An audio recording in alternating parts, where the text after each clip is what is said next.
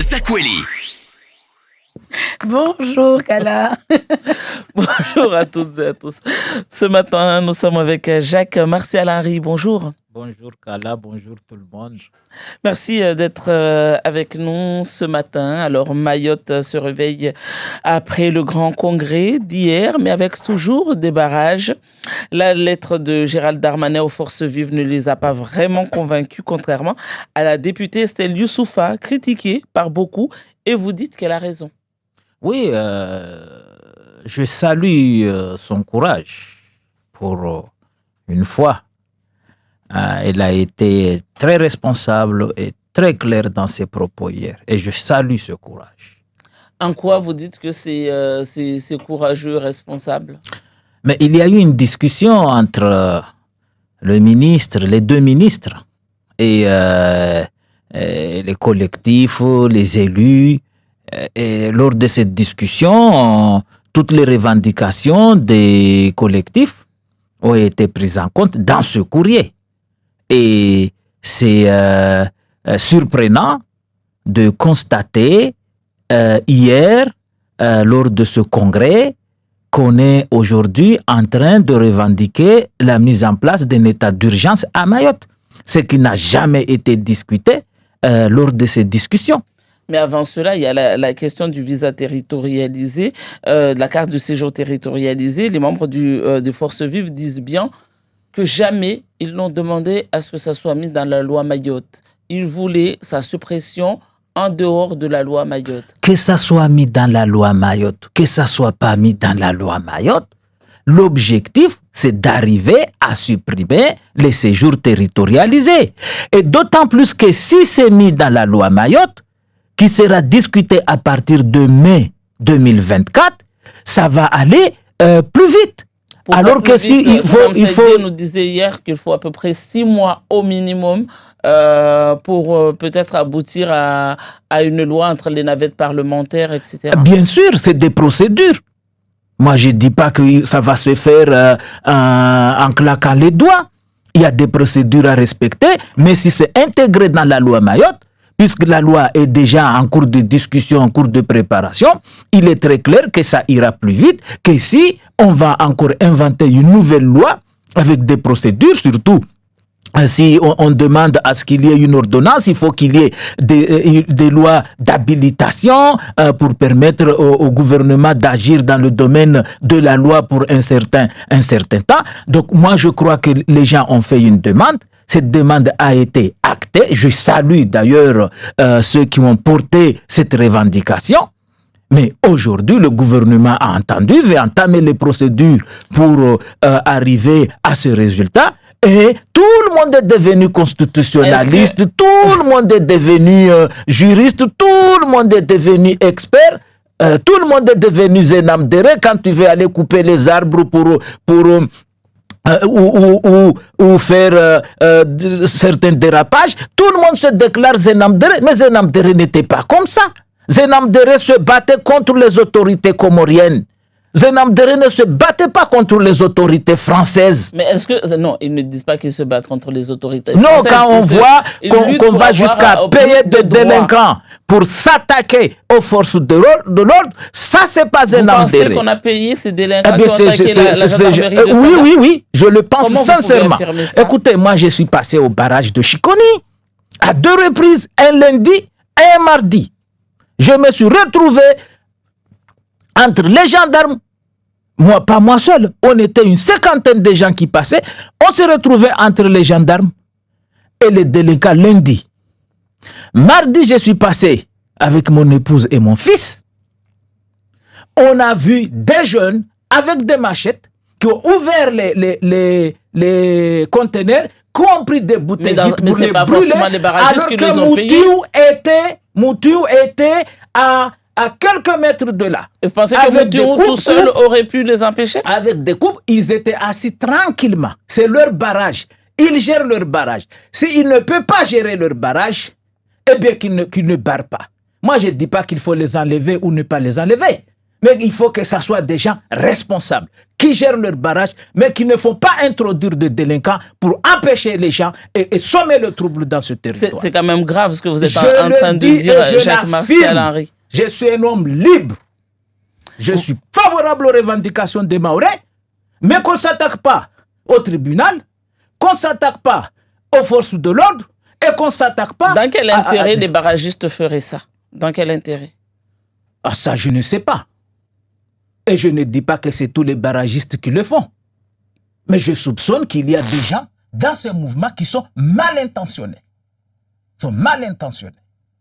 Vous vous rendez compte qu'avec ces propos, vous allez vous attirer les foudres de... Eh bien, j'étais menacé. Si les candidats ne votent pas pour lui, je n'ai rien à foutre.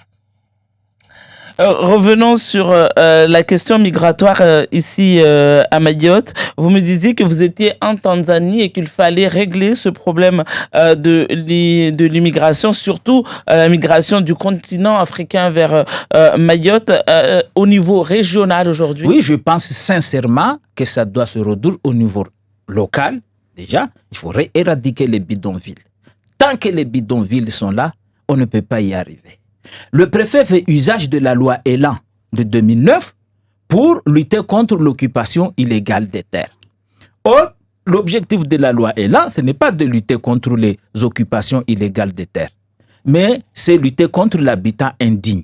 Il n'y a aucun maire à Mayotte, ça il faut le dire, il n'y a aucun maire, zéro, ni aucun président du Conseil général. Depuis Saïd Omar Wali, Douchna, Daniel Zaidani, Swabardine Ibrahim et aujourd'hui Benissa, qui n'a pas encore fini son mandat, mais je crois qu'il va entendre notre message, qui a saisi le tribunal pour que le tribunal prononce un jugement d'expulsion des gens qui ont occupé les terrains du conseil départemental et des mairies illégalement. Jamais on laisse le préfet faire le travail sale.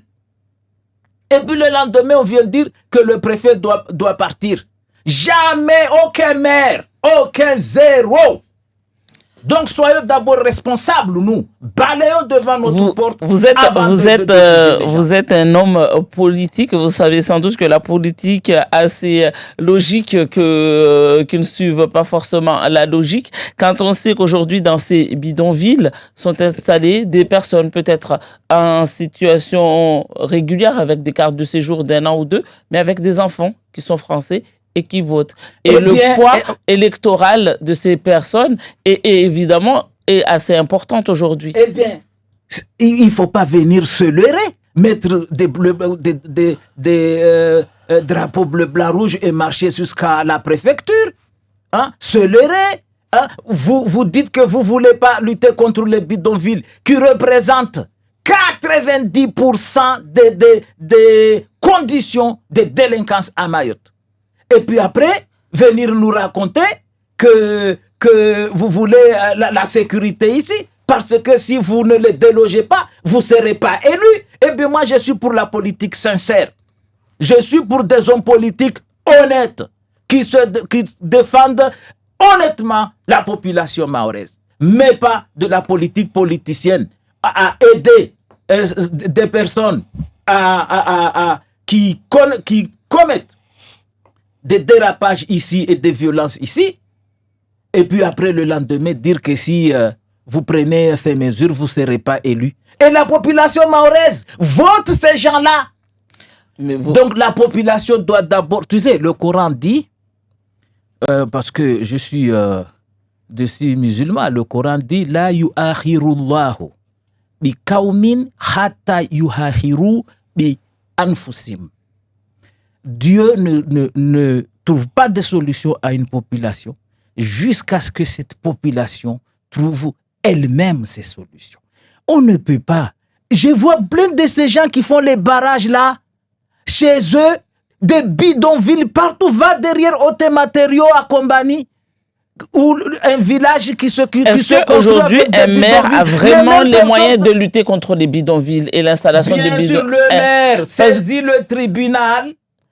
Oui, mais vous savez très bien que le procédure prend énormément de temps. Oui, mais ça fait déjà 20 ans si vous n'avez pas engagé. S'il y avait les jugements, le préfet pouvait exécuter le jugement. Si le préfet a exécuté le jugement pour Batolo, parce qu'il y avait une décision de justice. Qui a duré des années, hein, ça a duré des années avant que ça marche. Ça peut durer le temps qu'il faut, mais il faut initier la procédure. Mais tant que vous ne faites rien et à dire pendant 6 ans de votre mandat que c'est le préfet qui doit faire le travail, ça c'est mentir à la population. Et puis deuxièmement, vous allez à métropole, dans n'importe quelle région, il y a toujours le conflit entre les gens de cette région et le pouvoir central. De Paris, comme on dit. Les gens de quelle région? Vous allez à Bordeaux, vous allez à Marseille, vous allez partout. Les gens revendiquent. Mais les gens revendiquent d'une manière décomplexée. Ici, on a des problèmes. On doit revendiquer devant les autorités gouvernementales. Mais on pense parce que nous sommes maorais, parce que nous sommes noirs, vous voyez partout, on nous méprise, personne ne méprise, personne. Vous pensez qu'il n'y a pas de mépris? Il y a des fonctionnaires qui sont nommés, qui sont racistes, qui sont xénophobes et qui écartent les maorais. Donc quand les gens le ressentent, c'est qu'il y a une part de vérité. Mais ce n'est pas une affaire organisée par l'État. Comment vous expliquez, Jacques-Marcel Henry, comment vous expliquez que nous sommes dans un département français où on n'a pas les mêmes droits, on a les mêmes devoirs mais pas les mêmes droits, qu'il n'y ait pas les prestations sociales aujourd'hui, qu'il y ait un visa, une carte de séjour territorialisée, que le SMIC soit inférieur à d'autres départements. Comment voulez-vous que les gens prennent ça? Ma chère Kala, il est tout à fait clair que nous devons tendre vers la convergence des droits sociaux. J'ai toujours dénoncé ça. Par exemple, je ne peux pas accepter que les personnes handicapées à Mayotte, le taux d'handicap, c'est à partir de 50% qu'on prend en charge, alors que dans les autres départements, c'est à partir de 80%. Ça, je ne peux pas accepter. Mais la vie, c'est un combat. Et on doit se combattre. Mais c'est ce qu'ils sont en train de faire, les gens qui sont sur les barrages. Sur les retraites, nous, on cotise moins. C'est-à-dire, nous devons mettre en place un temps pour y arriver.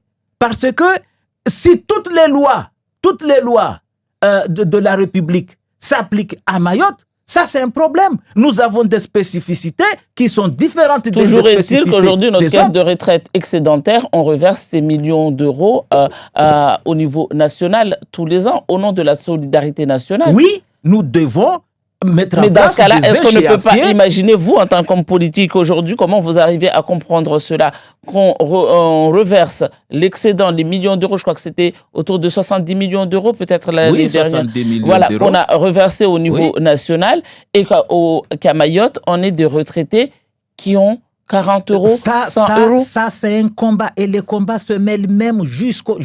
Et donc, les barragistes sont des combattants. C'est pas ça qu'ils revendiquent. Les barragistes... Ils luttent contre l'apartheid législatif. L'apartheid législatif, c'est quoi? Vous lisez l'article 73 de la Constitution. Nous sommes dans un département d'outre-mer et les lois de la République... Mais il y a des lois dérogatoires à Mayotte, vous le savez, je ne vous apprends absolument rien. Il y a des lois dérogatoires ici. Je ne sais pas ce que vous dites dérogatoire, mais la loi s'applique dans le temps et dans l'espace. Comme ils disent, quand on dit « Ah, ça s'applique partout sauf à Mayotte ». Mais ça, c'est normal. Et il y a des lois qui ne s'appliquent pas à La Réunion, il y a des lois qui ne s'appliquent pas à... Est-ce que ce n'est pas de la mauvaise foi? Vous ne faites pas là de la mauvaise foi. Vous voyez bien la réalité. Mais ce n'est pas de la mauvaise foi, mais il y a des lois. Vous croyez vrai, par exemple, le conseil général ou le conseil régional de Paris n'a pas le même statut que le conseil régional de Marseille. En tout cas, le SMIC à Paris et le SMIC à Marseille et le SMIC à Rennes, c'est le même. C'est un problème que alors que ça n'est pas le cas à Mayotte. Des techniciens doivent apporter et pour discuter. Parce que vous augmentez le SMIC, vous poussez les entreprises à ne pas embaucher. Donc, il faut trouver un équilibre. Il ne faut pas croire que le gouvernement fait ça parce qu'il méprise les Maorais. Il y a un contexte. Il y a des décisions quand on prend, ça peut créer des difficultés. Et aujourd'hui, si on cotise de la même manière... Ces difficultés n'existent pas ailleurs. Laissez-moi finir. Vous m'avez posé une question, laissez-moi finir. À La Réunion, par exemple, ils cotisent plus qu'ici à Mayotte. Et si on veut cotiser au même niveau qu'à La Réunion, nos salaires vont baisser. Donc, il faut c'est très technique, mais c'est pas une question de mépris. Nous devons nous battre d'une manière décomplexée. Pourquoi on vient absolument dire aux gens que les salaires vont baisser? Pourquoi on va absolument dire ça, faire croire aux gens que les salaires vont baisser? On peut pas trouver des moyens compensatoires pour que justement tout ce qui a été acquis reste acquis. Les acquis sociaux doivent rester. Vous avez un salaire de 1 000 € aujourd'hui, même si vous allez cotiser plus, on va trouver un moyen de faire en sorte que votre niveau de vie ne baisse pas. Vous voulez l'égalité ou pas? Mais c'est ça ce qu'on demande. Oui. Et puis après, moi je pense qu'il faut qu'on se batte d'une manière décomplexée. Et ce qui est méprisant, c'est quoi? C'est quand un président d'un interco ou quand un maire, ou quand un responsable mahorais favorise une entreprise réunionnaise ou métropolitaine au lieu de favoriser les entreprises mahoraises. Ça, c'est méprisant. Ce qui est méprisant, pour moi, c'est lorsque, par exemple, les communes ont la compétence pour instruire les permis, ils délèguent leurs compétences à la DEAL. Ce qui est méprisant, c'est lorsque le conseil départemental a la compétence des routes départementales, il donne sa compétence à la DEAL. Ce qui est méprisant, c'est lorsque le conseil départemental a pris 400 millions d'euros pour donner à l'État au titre du FEDER. C'est ça ce qui est méprisant. On se méprise nous-mêmes. Nous-mêmes, on se dit que nous sommes incapables. Nous voulons dormir jusqu'à ce que l'État fasse tout. Non!